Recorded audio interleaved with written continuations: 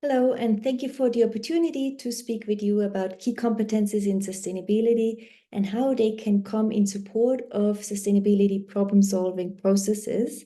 And in this presentation, I will draw on one framework, one methodology that has been developed to provide a sequence of steps and methods in sustainability problem-solving. And in the presentation, we will explore this sequence of steps and methods and how the key competencies can come in support.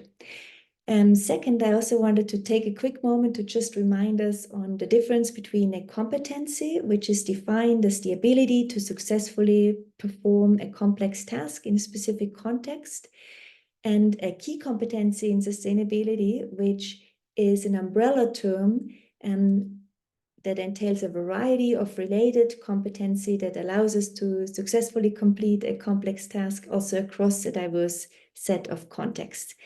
And when I'm speaking about an umbrella term, I can maybe use the key competency of collaboration, the collaborative competency, to illustrate that it entails a variety of related competencies. Think of active listening, or the ability to take perspective and practice empathy, or the ability to communicate with compassion, but also clearly, or drawing on other intercultural competences. So without further ado, let's now delve into the first step of the sustainability problem-solving process, which often starts with analyzing a complex problem in its current state and its history. And in analyzing this, we often ask, what is the causal structure of this problem? What are the drivers and the cause-effect relationships, and how have they evolved over time? And in addressing these questions, we use systems thinking competency and the concepts and methods that come with it. And that's maybe a good moment for me to define systems thinking competency, which is the ability to collectively analyze complex systems across different sectors like society, environment, and the economy, and also across different spatial and temporal scales. Think local to global, or across past, present, and future scales. And in so doing, we can also consider the change agents involved, the cause-effect structures, cascading effects, inertia, feedback loops, and interdependencies, as well as some other systemic features related to sustainability issues. So now that we are able to describe a rich problem constellation and explain its systems dynamics, we are ready to take the next step, which allows us to explore the range of future states. And here we can draw on questions such as exploring where are we going if we continue the business as usual. Here we use maybe methods like trend extrapolation to create the non-intervention scenarios. And then we go to the other end of the spectrum and we explore what is actually a sustainable solved state. That means where the sustainability problem has been solved and the process now generates different outcomes.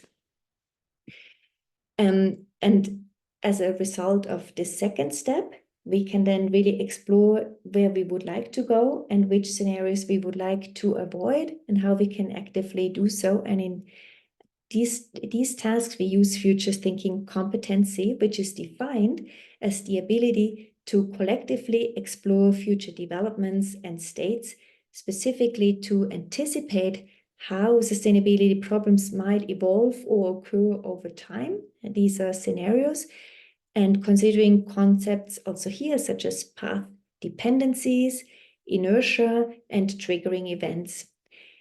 Futures thinking competency also includes crafting a sustainability vision, where we collectively analyze and evaluate rich pictures of future visions, which provide the net pathway for researching evidence-supported alternative developments. And that brings us exactly to the third step. Now that we have the two reference points, the current state and the desired future state, we can work on developing sustainable transition strategies in order to navigate us to this place. So here the question is how that we are researching is how can we get from here to there? How can we navigate toward the sustainability vision? And for this step, we use strategic thinking competency, which is designed as the ability to collectively design and plan to implement transformational systemic interventions, transitions, and transformational governance strategies towards sustainability while accounting for strategic leverage points, for power dynamics and inequities, for uncertainties and surprises, as well as for social and organizational learning that happens in navigating these strategies. So I've spoken about the three main steps and the supporting key competencies in each of these steps. And I just wanted to take a quick pause and reflect how, for example, systems thinking also obviously supports the other two steps, as we want not only to understand the problem in its systemic relations, but we also want to build future states that account for these systems, system dynamics and systemic structures, as well as for the strategies. And it's sending to quickly reflect what sustainability problem solving is and highlight three features, because we will see how they influence the other competences that support the framework of sustainability problem solving. So the first one, and as the notion already says, sustainability as the concept is a normative concept. Just think of the idea of intragenerational justice. And so this evokes the idea of the normative competency, which is also called values thinking competency. Because sustainability problems affect people in different ways and are caused by different people and regulated by other stakeholders. It also shows that we need to bring together the diverse perspectives and experiences and values, and hence we need a transdisciplinary or participatory approach.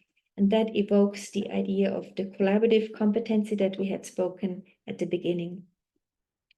And then thirdly, sustainability professionals and sustainability scholars are often also defined as being members of the caring professions, such as educators, social workers, or the medical staff, obviously. And the sustainability professionals and scholars, we care about people and the planet. And this can bring additional challenges in building and holding one's own resilience in this process. So this speaks to the intrapersonal competency and how it supports the process.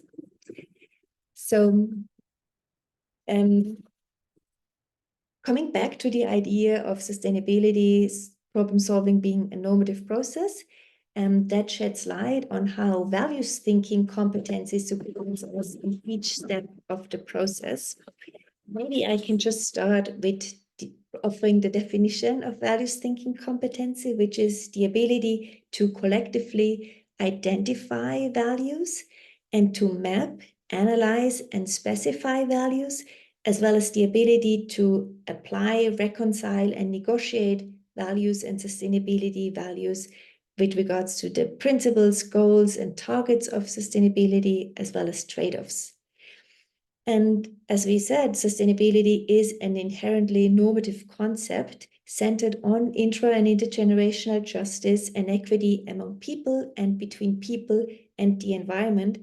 Values thinking competency includes the ability to engage principles and practices emphasizing concepts of justice, equity, diversity, and inclusion.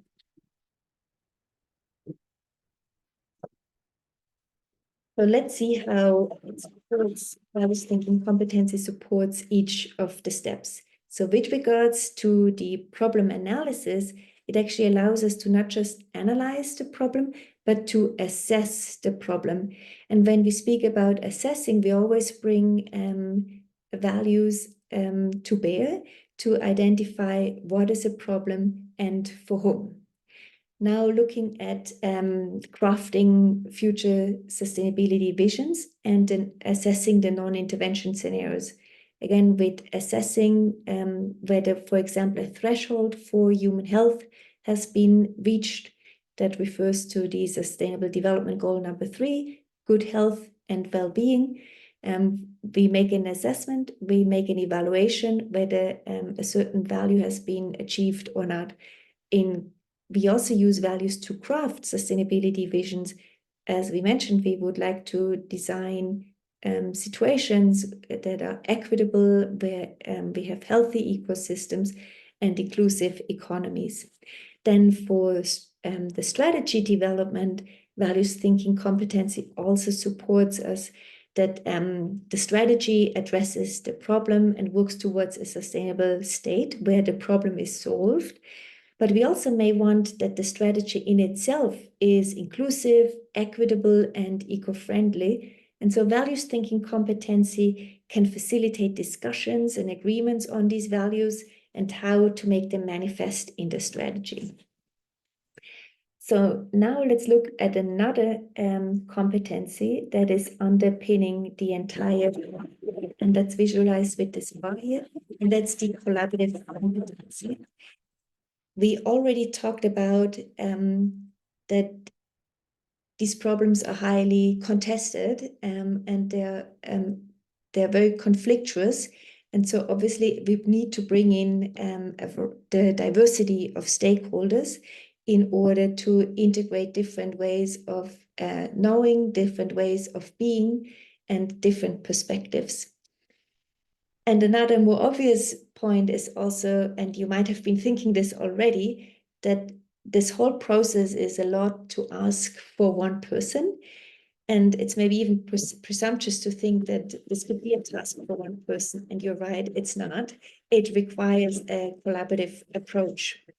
And this collaborative approach includes, on the one hand side, to bring together the required disciplines into an interdisciplinary approach, but to also create a bridge and create a setting where we can co-produce knowledge together between societal stakeholders and academic stakeholders.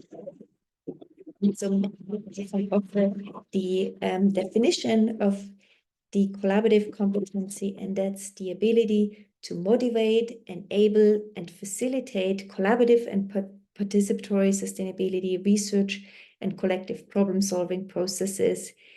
And interpersonal competency is also the ability to facilitate collective and inclusive co-production of knowledge and collaboration across disciplines, such as the interdisciplinary collaboration and between the academic and societal communities, as we said, the transdisciplinary collaboration, and across diverse ways of knowing, the different epistemologies that stakeholders hold, and diverse ways of being, the different ontologies that people bring.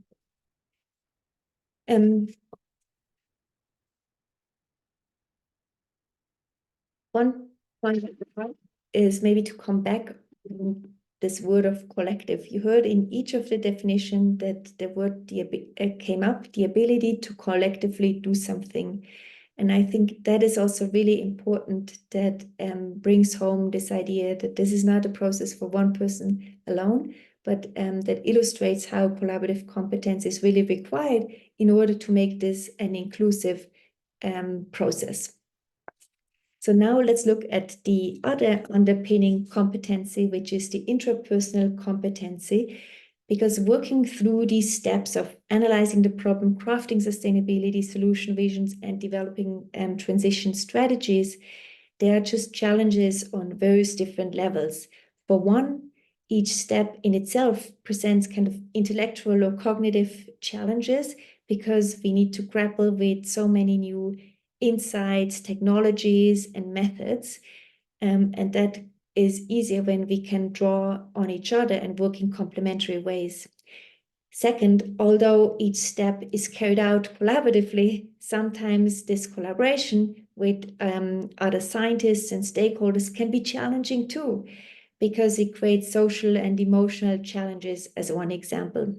And then thirdly, there are challenges that are just inherent with the core element of the work, with the sustainability problems and the effort to solve these problems, while we are just in dire straits. And this brings us oft to a place where we are really caught in conflicting emotions between outrage and despair and optimism, or we find ourselves confronted with cognitive dissonance, where we hold values high on the one hand, but then we are not yet able to follow through with them. So there are just a lot of aspirations, expectations, and disappointments that we need to navigate through, and being able to cope with these challenging and extreme tensions. That's very real in these projects, and that brings up the idea of intrapersonal competency, the ability to build my own resilience. And maybe just briefly, intrapersonal competence is the ability to consciously and proactively engage as a change agent for sustainability. This involves critical consciousness. That's referred to the ability to be aware of one's own emotions, desires, thoughts, and behaviors, as well as one's own positionality in society, one's role in the local community, and in relationship to other human beings and other beings on this world. So building on this interpersonal competency involves the ability to reflect and act on that self-awareness, and to regulate, motivate, and continually evaluate one's own actions, and improve oneself, drawing on competencies of emotional intelligence. So now moving on to this next step, because so far we have developed a solution strategy on paper, and the next step is then the implementation on ground, drawing on implementation competency.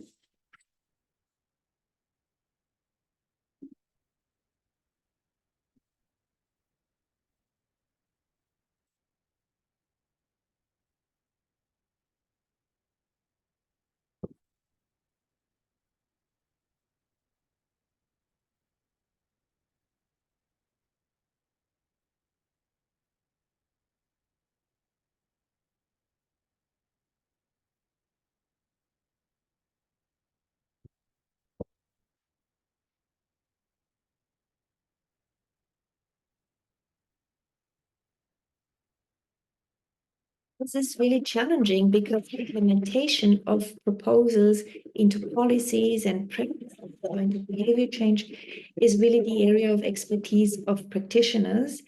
And scholars and scientists involved in the process so far might support this process of implementation through formative and summative evaluations, so that we can evaluate the implementation and provide ideas for continuous adjustment. This implementation of a written proposal is really the test of whether the proposed solution can be applied and whether it can achieve the intended effects. So it requires implementation competency, which has been defined as the collective ability to carry out and realize on the ground a planned solution over time, working towards the sustainability-informed vision. This involves the ability to collaborate with others on monitoring and evaluating the realization process, and on addressing emerging challenges and making adjustments, recognizing that sustainability problem solving is a long-term iterative process between planning, realization, adjustment, and evaluation. So this implementation competency, along with the interpersonal competency, they are newly proposed competencies, and the implementation competency in particular raises interesting questions for higher education, and especially when we recognize that the majority of graduates are actually leaving into professional areas. We can ask ourselves, to what extent are we training them in implementation competency, and how would that look like? So now that we spoke about the 7 competencies and how they support the 4 major steps in a sustainability problem-solving process, we can also understand what integrated problem-solving competency means, as it refers to the ability to understand the role of each step, and how to implement each step, drawing on the diverse sets of competencies.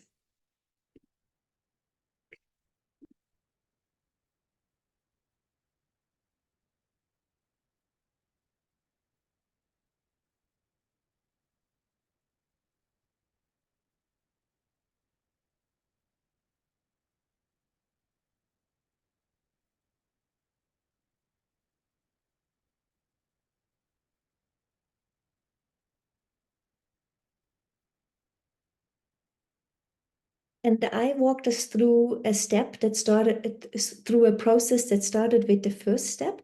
But as I mentioned at the beginning, other problem-solving frameworks also provide other entry points, for example, from starting from the sustainability vision and backcasting strategies from there. So I encourage you to explore the other frameworks as well. And I also wanted to mention that obviously the process in real life, and you were already thinking this, I know, is never as linear as it's depicted here visually. And that's also a good thing because this whole process goes in iteration. So with every step, we learn something about the preceding steps, and we also gain information for the next step. This iterative process allows us really to live up to the idea of sufficiency because we learn about every other step as we go through the framework.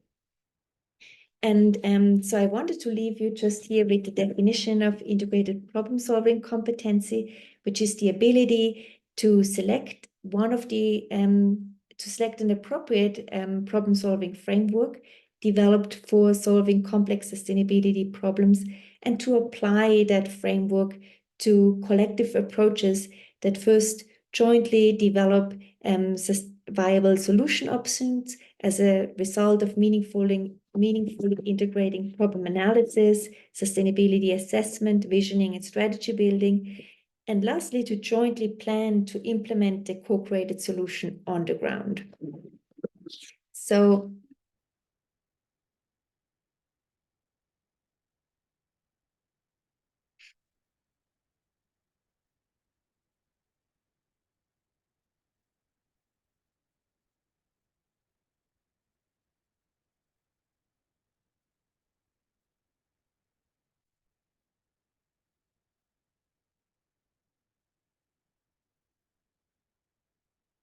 in conclusion, I hope I gave an overview about one of the frameworks and the structured process to develop and test solution options using the steps and methods as well as the key competencies in support of it. And thank you so much for listening, and we look forward to the discussions with you.